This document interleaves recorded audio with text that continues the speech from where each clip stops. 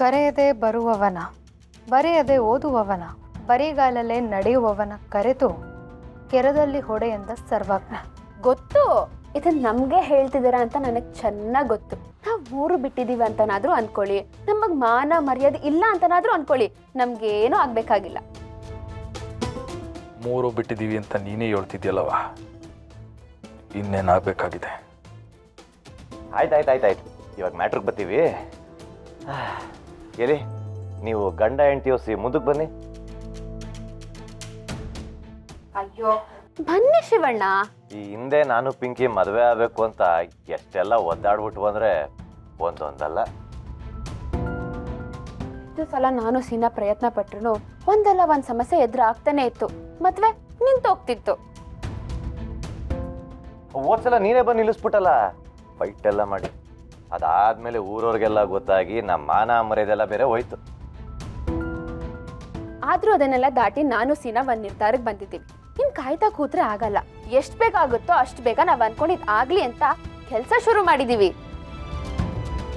Baby ಎಲ್ಲಿ ಅದ್ ಕೊಡು.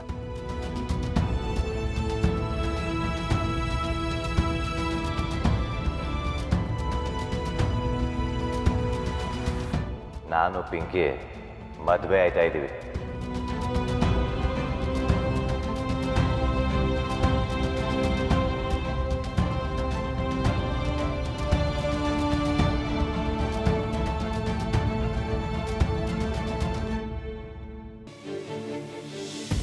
ಈ ಸಲ ಈ ಮದುವೆಗೆ ಯಾವುದೇ ರೀತಿ ಅಡೆತಡೆಗಳು ಬರಲ್ಲ.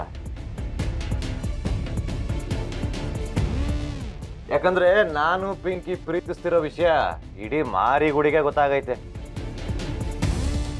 ಅದು ಅಲ್ಲದೆ ಪೊಲೀಸ್ ಕಂಪ್ಲೇಂಟ್ ಕೊಡಕ್ಕೆ ಯಾರಿಂದನೂ ಸಾಧ್ಯ ಇಲ್ಲ. ಯಾಕಂದ್ರೆ ರಶ್ಮಿನೇ ಗಂಡ ಬೇಡ ಅಂತ ಮನೆಯಿಂದ ಆಚೆ ಹಾಕಿದಾಳೆ.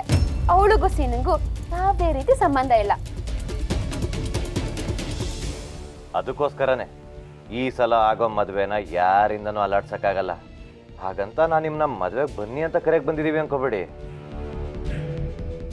ಕಾರ್ಡ್ ಕೊಟ್ಟು ಮದ್ವೆಗೆ ಬರ್ಬೇಡಿ ಅಂತ ಹೇಳೋಗೋಗ್ ಬಂದ್ವಿ. ವಿಷಯ ಗೊತ್ತಾಯ್ತಲ್ವಾ? ಶಿವಣ್ಣವ್ರೆ, ಪಾರ್ವತಮ್ಮವ್ರೆ, ಶಾರದಮ್ಮ ಅವರೇ, ದಯವಿಟ್ಟು ನೀವ್ಯಾರು ನಮ್ಮ ಮದುವೆಗೆ ಬರಬೇಡಿ. ಒಂದು ದಯವಿಟ್ಟು ಕಣ್ಣಾಕ್ಬೇಡಿ.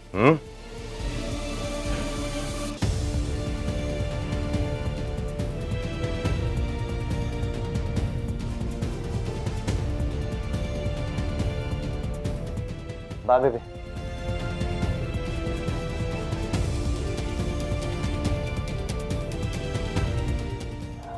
ಬೇಬಿ ಒಂದು ನಿಮಿಷ.